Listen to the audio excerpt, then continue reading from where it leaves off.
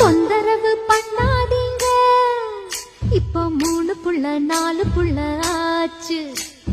உங்களுக்கு சேவை செஞ்சு இந்த பொம்பளைக்கு இடுப்பொடிஞ்சு போச்சு.